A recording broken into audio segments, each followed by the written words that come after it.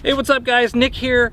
I've been wanting to do some takes on subjects I've done over the years and subjects that others have done that I'm just like, oh, they did a good basic tutorial and I didn't feel the need to do it. I've been on YouTube so long, it's just like when I create a new video, I want it to be something to advance you beyond what's already out there or something very unique.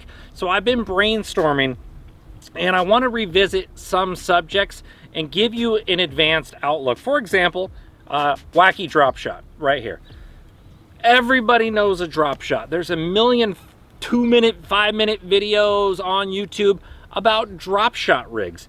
But yet I will still go out and I see 95% of the people, probably closer to 98% of the people, having like the exact same rig, like a 1 or a 1/0 hook, and then they have a 1/4 ounce drop shot weight, or it's too heavy, or they didn't do any modifications, and then I can go out right next to them and outfish them. And you often hear this terminology of time on the water. And if you go out there not thinking, sure, you may still learn a couple things, but these are some informational things that I'm going to pass you to where I can decrease your time on the water to make you better at a certain technique. So here's the drop shot right here. This is a Sticks Finesse stick. This is the #1 in the sticksfishing.com lineup. 7'6" medium light rod, okay? You've probably heard drop shot rods need to be fast action and like 7 foot to 7'4" your whole life, and I don't know why that was the case. It makes absolutely no sense to me. Light line, longer cast, more finesse, and a softer tip for lighter line and lighter tackle makes perfectly good sense. I don't know why they would ever say otherwise. Now I want to show you something right here. Look at that little tiny hook. Now you're wondering, Nick, why are you using a little tiny hook? And I can see you're out on the California Delta. I'm not using this rig today. I just wanted to talk about it. So I pulled it out of the rod locker to show you. This is a size 6 hook. Why would I use something so darn small? And this is contrary to popular belief. At my house, there was a lot of grass on the bottom. And when you're using light line and you have a bigger hook, it tends to grab more grass and you can't tear it free as easy on light line. Also, with the smaller hook, the lighter hook, you get more bites. You've heard people say this a million times. The lighter the line, the lighter the hook, you get more bites. The smaller the bait, it appeals to more fish, you get more bites. Now, I want to elaborate on that. What do you think is going to happen when this whole rig's dropping fast to the bottom? When it hits, the little tiny hook is going to hesitate and fall slow, and that's when that worm is going to undulate. So it's dropping fast, hits the bottom, and then falls slow with that weightless wacky look. If I have a size 1 hook on there, it's gonna fall twice as fast. I wouldn't make this crap up. I've been doing this technique for a few years with the super light hooks in certain situations where I fished right next to my buddies that were struggling to get bit. You can ask them on here. I won't call their names out to bust them out. But it's not only that lighter, more finesse hook getting you more bites. It's when that drop shot weight hits the bottom, it's that rate of stall, how slow it takes your worm to hit the bottom at that point, and that lighter setup lands on top of that grass, and that little light wire hook doesn't drag your worm down in the grass. So it basically lands there. Even if you dead stick it for a second, they still see your worm. That bigger hook didn't wrench it down into the grass. I generally will use the lightest drop shot weight I have. And you've probably seen a million drop shot videos. Everybody says run braided line and then a fluorocarbon leader. And if you ever watch my videos, you'll see that it looks like I'm fishing 100% fluorocarbon, and most of the time I am. I thought everybody knew this trick to prevent line twists. Any drop shot weight, grab it with needle nose right behind the crimp and bend it like that. It tends to want to drag straight and find a way to stay straight. That perfect cylinder tends to roll like a tire. So this doesn't remove 100% of line twist, but bending your drop shot weight a little bit like that cuts down on line twist big time, to where when I'm still out fishing 60, 70 foot deep, I don't really have an issue, and it does seem to fall very well. If you are fishing suspended fish, I will tell you another little trick. When it's bent right there, if you flatten that, if you squeeze it and flatten it to where it's almost like a little perfect rudder, a little up and down thin piece behind that, even when you're fishing suspended fish or casting your drop shot out, as it's falling, your weight doesn't want to rotate if you squeeze the end flat. So you can do that as well. So when you hear me mention ripping that out of the grass, well, this is a very soft tip on this rod.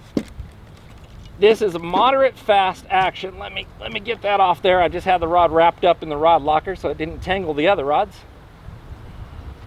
And if you see that, that's a very, very soft tip. I am not even going to rip a size 6 hook out of a fish's mouth. If you're using light wire hooks and you have that stiff, fast action rod, it is going to want to rip. When you set the hook, it's going to want to break that knot. So when you hear me mentioning all this, biggest thing I hear for drop shot fishing, if you are not advanced, is light line. Oh, I'm scared. No, that little hook, it's going to break, or I'm going to tear it out of the fish, or I'm not going to be able to pull on them that hard. This is about, when you pick up a drop shot, it's about getting more bites. That's what it is. I want to challenge you. Don't go out and do this in a tournament the first time. I want to challenge you. Take a spinning rod, put 4-pound test on there. I'm fishing 6. I generally don't go below 6, but I want to challenge you. Use a size 6 hook, 1/8 ounce drop shot weight, and 4-pound line, and go out there and bass fish, and you will be surprised on how many you catch and land without breaking off. You're gonna have some break-offs. It's gonna train your brain. Then go back to size 6 and try that technique over again. You will catch more and you will learn additional ways to put more fish in the boat. All right, guys, I'm on the California Delta today, and you can see there's Elodea, hippie grass, a ton of stuff, and I have 6-pound tests, a little size 6, and a drop shot worm. Most people think you would be crazy to fish 6-pound line on the Delta, and I'll tell you what, I've been fishing the Delta since I was 13 years old, and now you would think I would learn, right, if it was an issue. Well, I've actually gone down. For my drop shots in the Delta, I like 6-pound, and I do catch a lot more even when the water's stained. But you can see dragging through all these weeds right here. If my line's tight like this and I'm shaking it, it's very unnatural. You want to work your plastic, always you're working the slack in your line. You're moving the slack in your line. Anytime you're moving the weight, you ease into it. Don't shock it like that.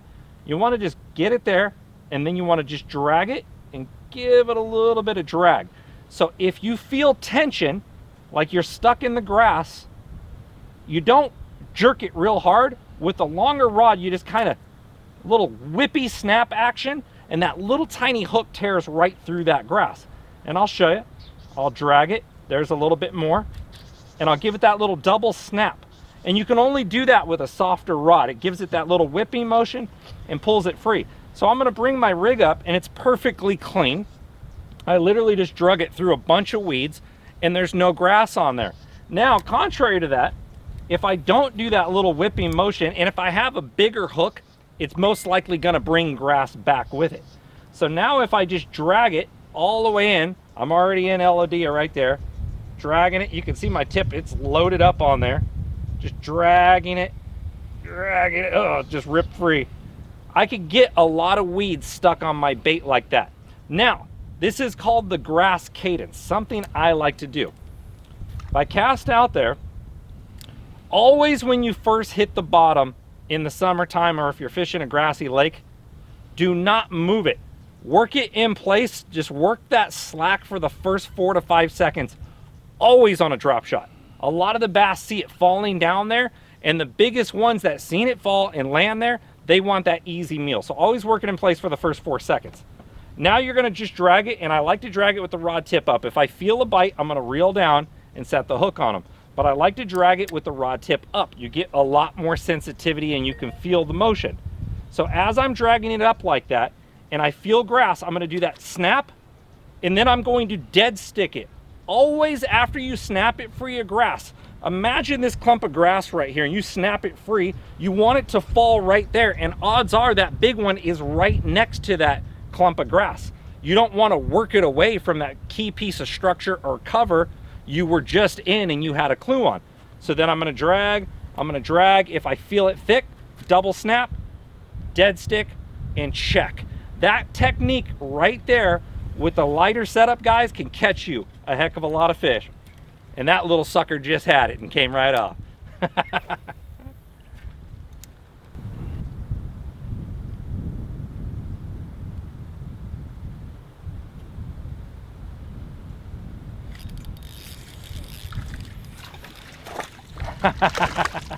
Just like that. Woo-hoo-hoo! Oh, and he knocked himself out. Giant bass.